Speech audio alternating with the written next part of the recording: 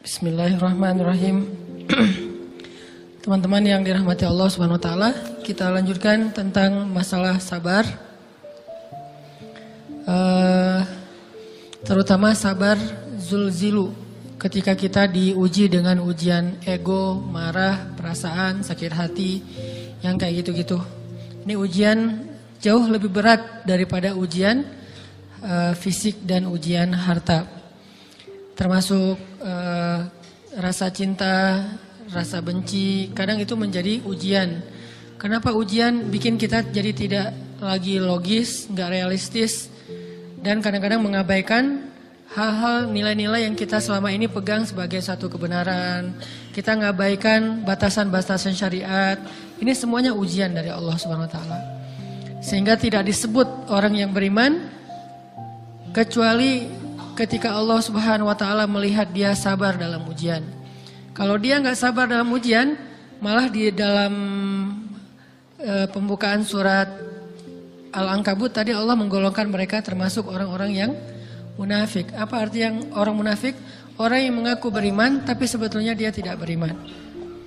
Apa salah satu buktinya? Dia tidak sabar. Jadi kalau kita mau menilai diri kita mukmin atau munafik, dan ini bukan materi untuk menjudge orang lain. Oh ternyata dia itu munafik, bukan.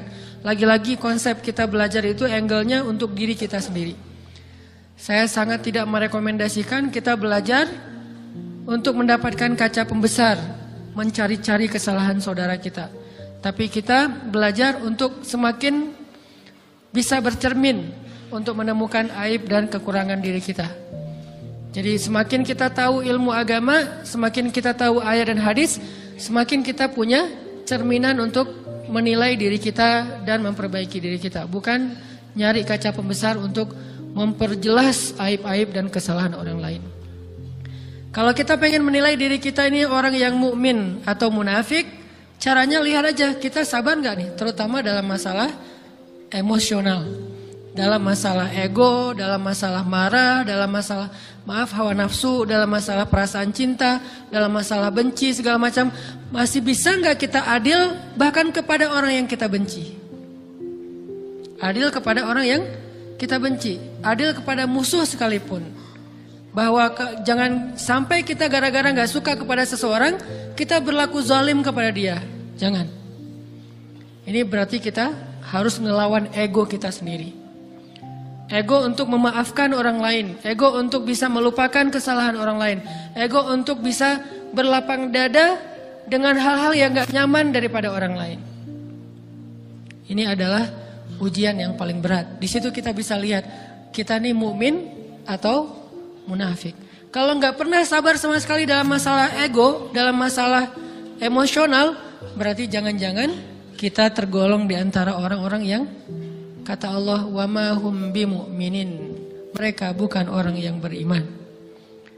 Kata Allah di surat Al-Ankabut, mereka itu adalah wala ya'lamannallahul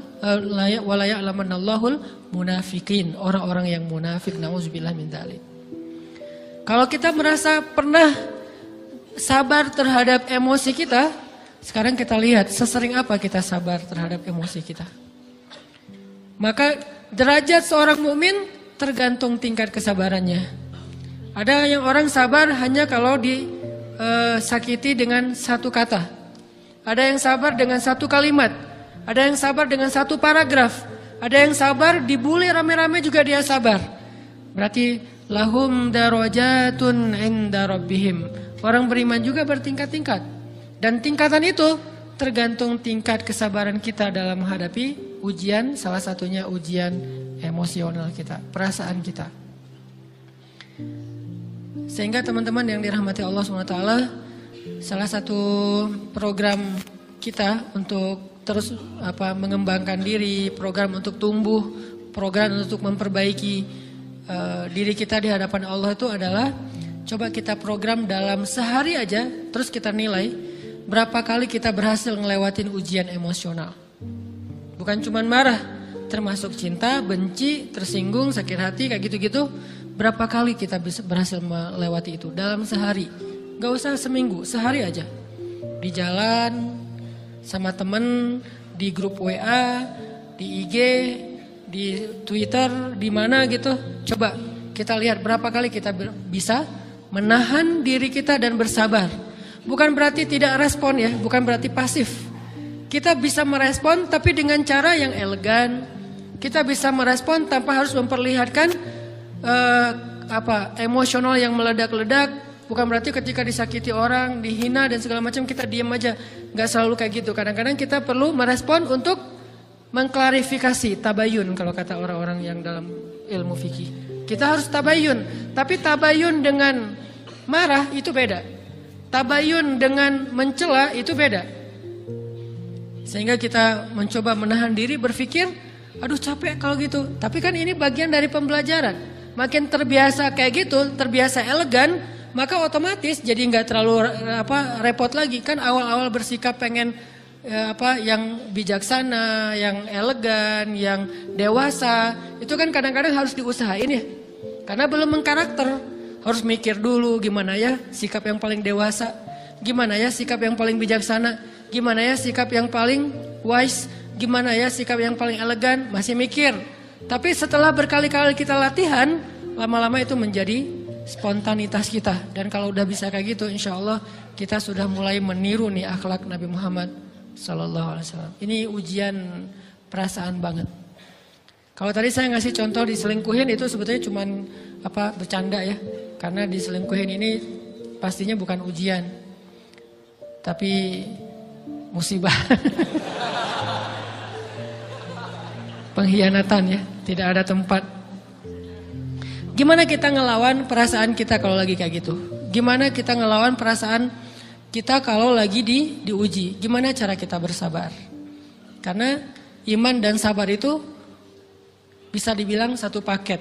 Gak disebut orang beriman kalau gak sabar.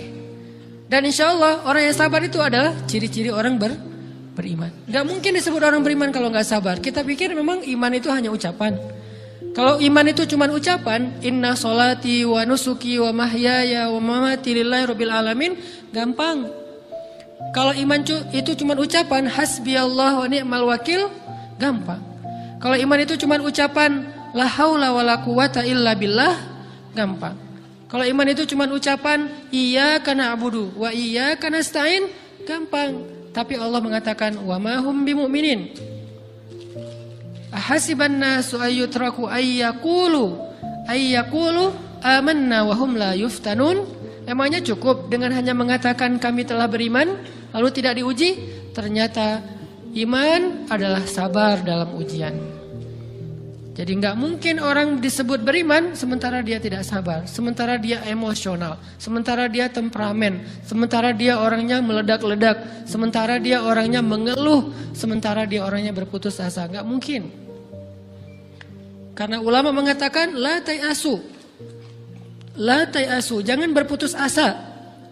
Fa innal ya's laisa min akhlaqil muslim atau mu'min. Karena sesungguhnya keputusasaan bukan di antara akhlak orang yang beriman. Orang yang beriman itu tidak pernah berputus asa. Serumit apapun masalah kita, kalau kita punya yakin sama Allah bahwa Allah ala kulli syai'in qadir, maka kita pasti akan punya harapan. Kalau kita yakin bahwa Allahu Akbar, sebesar apapun masalah kita, Allah lebih besar daripada masalah kita kan? Bukankah kita mendengar Allahu Akbar, Allahu Akbar.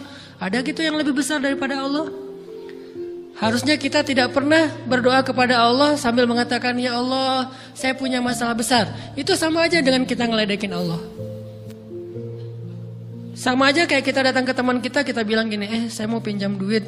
Enggak akan banyak kok, saya tahu kamu kalau kebanyakan kamu enggak akan sanggup. Kan enggak mungkin kita ngomong gitu kan ya. Saya lagi banyak hutang nih. Saya mau minta tolong sama kamu. Insya Allah saya enggak akan minta seutuhnya. Saya tahu kamu juga kurang duitnya. Saya minta dikit-dikit aja lah. Kan enggak gitu kan cara kita minta tolong. Sama aja kita doa, ya Allah, saya punya masalah besar. Ngomong ke Allah punya masalah besar. Kalau kita ngomong ke manusia kayak gitu wajar. Tapi ke Allah, ya Allah, saya punya masalah kecil nih. Apa? Ada hutang sedikit, berapa? 100 M. Allah kan ghaniyun, maha kaya. Jadi jangan pernah mengatakan 100 M itu besar di hadapan Allah. Kita ngeremehin Allah banget. Bukankah Allah Maha Kaya? Jangan pernah mengatakan bahwa musibah kita, ditinggalkan orang yang kita cintai, dibully seluruh dunia, itu besar di hadapan Allah. Bukankah Allah cukup buat kamu, kata kamu? Inna sholati wa nusuki wa mahyaya hasbiyallahu ni'mal wakil. Jadi Allahu Akbar. Sehingga kalau kita berdoa, ya Allah saya punya sedikit masalah. Bukankah Umar pernah mengatakan, ya nafsi, idza daqat alaikid dunya fala taquli ya rabbi indi hammun kabir, faquli ya hammun indi rabbun kabir. Wahai jiwaku, kalau kamu merasakan kesempitan, kegalauan, bingung, sakit, jangan pernah kamu mengatakan ya Rabbi saya punya masalah besar, tapi katakanlah wahai masalah saya punya Rabb yang maha besar. Iman dan harapan, berharap itu nggak bisa dipisahkan. Iman dan sabar itu nggak bisa dipisahkan. Iman dan berserah diri atau menyerahkan urusannya, tawakul atau kita nyebutnya tawakal, nggak bisa dipisahkan. Bagaimana kita mau menyebut diri kita mukmin sementara kita nggak sabar ketika diuji dengan perasaan? Alhamdulillah kalau kita selama ini masih bersabar dengan ujian fisik. Ujian fisik yang setiap hari kita alamin apa? Lelah, capek, pulang kerja, pulang sekolah, pulang dari kampus, ngaji. Capek kan? Belum lagi macet-macetan, belum mandi pula. Dari tadi pagi, dari semalam kurang tidur, dan segala macam. Lelah, capek, ngantuk. Kadang-kadang sampai drop kesehatan kita. Kita bisa lalui itu, nggak apa-apa, capek-capek juga. Yang penting saya pengen belajar. Jalan nih jauh-jauh, ada yang dari Sumedang, ada yang dari Lembang, ada yang dari Banjaran, dari mana-mana datang pengen ngaji.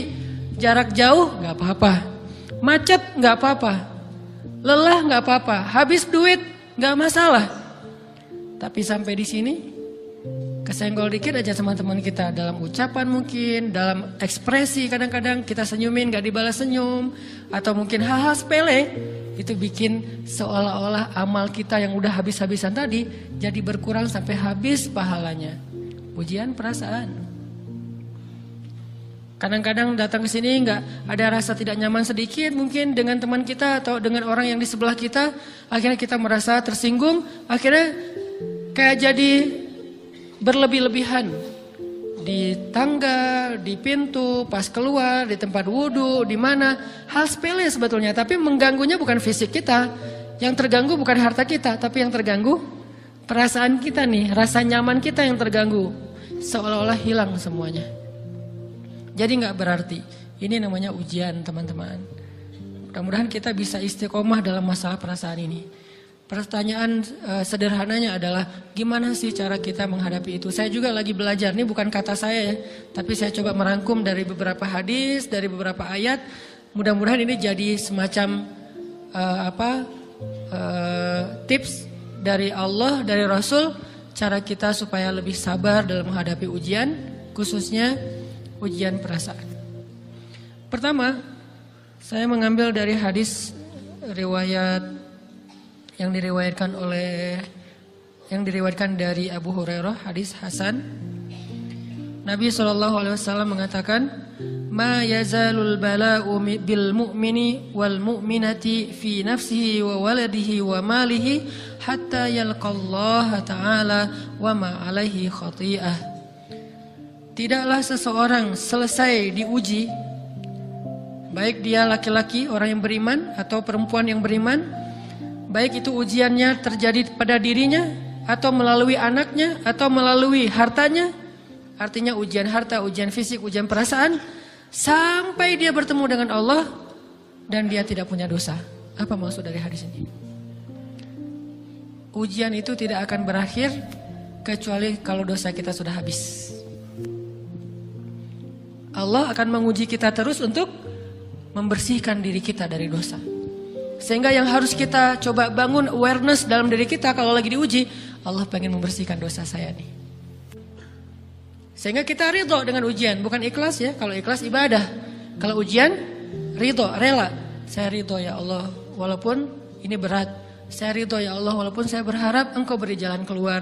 Saya ridho ya Allah, walaupun saya berharap ditolong oleh Allah. Tapi tetap ridho diberikan ujian itu, sambil berdoa diberikan jalan keluar, ditolong, diberikan keajaiban. Cuman gak mau mengeluh. Dan berdoa meminta jalan keluar bukan mengeluh, itu ibadah. Berdoa itu ibadah dalam Islam.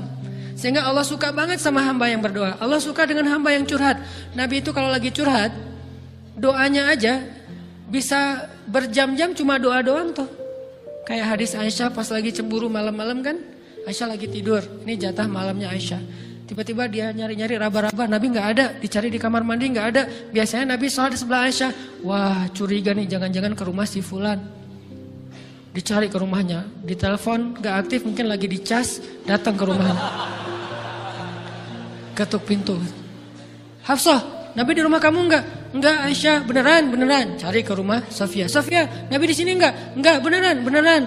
Cari ke rumah Maria. Maria di sini enggak Nabi? Enggak. Kemana ya Nabi? Rumah istri-istri yang lain enggak ada. Pas balik ke rumahnya, ngelewat masjid, ngelihat Nabi lagi sujud di Masjid Nabawi, di mihrab. Dan Aisyah mendengar Nabi menangis sambil berdoa. Dan sujudnya itu seperti membaca 1 juz Al-Quran. Dan itu isinya doa nangis. Robbi. Jadi kalau kita katakan gak usah banyak berdoa sama Allah, malu. Justru Allah suka kepada hamba yang berdoa. Justru sebaliknya, kalau kita jarang berdoa atau enggan berdoa, buat Allah itu orang sombong. Allah gak suka hamba kayak gitu. Kamu gak butuh saya, sama kayak kita lagi ada masalah, punya teman yang punya kelebihan harta, terus kita kayak bingung gitu nyari kesana kemari pinjaman, dia gak dikasih tahu. Pas dia tahu dari orang lain, dia ngomong apa? Kamu gak nganggap saya ya? Emangnya saya bukan teman kamu? Kok kamu punya masalah keuangan tapi saya gak dikasih tahu, malah saya tahu dia dari orang lain? Tersinggung kan? Kalau teman kita aja tersinggung, apalagi Allah. Kamu punya masalah kok gak ngomong ke saya, wahai hambaku? Bukan berarti Allah gak tahu, Allah tahu, cuman Allah berhak, bukan ingin ya, berhak untuk dilibatkan.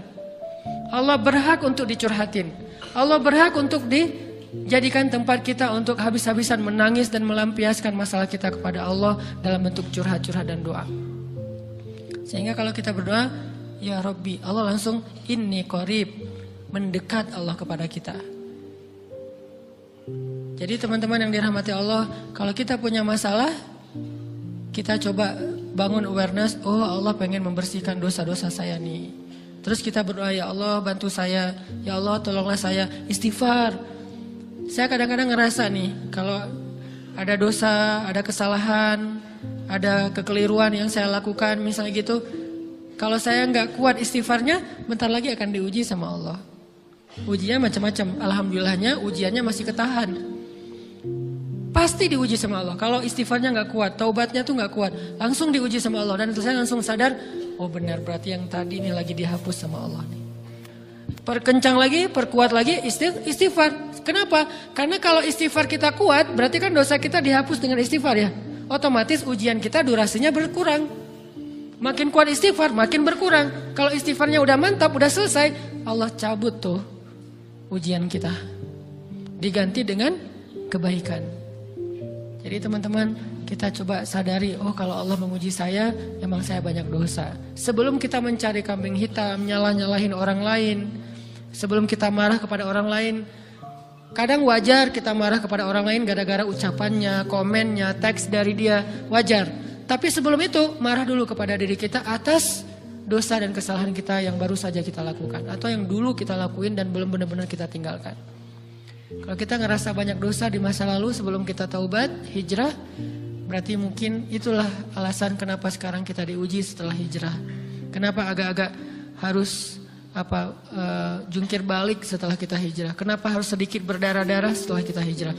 Anggap aja itu untuk mengkifarat, membersihkan dosa-dosa kita yang telah lalu. Supaya apa? Supaya kalau kita pulang kepada Allah, kita pulang dalam keadaan bersih. Dan itu pasti akan menjadi orang yang paling beruntung. Daripada nanti diberesin di akhirat, mending diberesin di dunia kan. Soalnya kalau diberesin di akhirat, itu lebih berat. Akhirat itu perlakuannya beda dengan di dunia. Di dunia kalau kita salah, akan dibalas oleh Allah. Kalau kita belum taubat, dibalas oleh Allah sama. Tapi di akhirat, ukurannya beda. Sehingga heran ya, kalau ada orang yang merasa beruntung lolos dari hukuman dunia, dia pikir dia udah lolos dari hukuman Allah. Mending dia beresin deh di dunia daripada nanti di akhir berlarut-larut. Itu bahaya banget. Kalau buat saya pribadi dan saya yakin teman-teman juga kayak gitu, gak mau ada masalah di akhirat, mending masalah di dunia aja. Tapi masalah di dunia juga kita nggak mau berlarut-larut, pengen cepat dimudahin sama Allah. Caranya istighfar, istighfar, istighfar. Tidaklah Allah memberikan kepada kita ujian kecuali salah satu alasannya pengen menghapuskan dosa. Idza kathurat dzunubul 'abdi wa lam yakun lahu min 'amalin liyukaffiraha fabtalahu Allahu bil hazan liyukaffiraha. Kalau seorang hamba banyak dosa dan dia nggak cukup amal untuk mengkifarat dosa-dosanya, Allah akan menguji dia dengan rasa sedih, dengan rasa kecewa, dengan rasa berat, sakit hati untuk mengkifarat dosa-dosanya. Itu yang kita bangun. Sehingga kalau ada masalah sama orang lain, kita memperbaiki diri dulu. Bukan sibuk dengan kesalahan dia terus-menerus yang nggak mau kita maafin. Misalnya ada teman kita nih, jadi clash sama kita. Hal pertama yang kita bangun, astagfirullahaladzim, saya banyak dosa nih.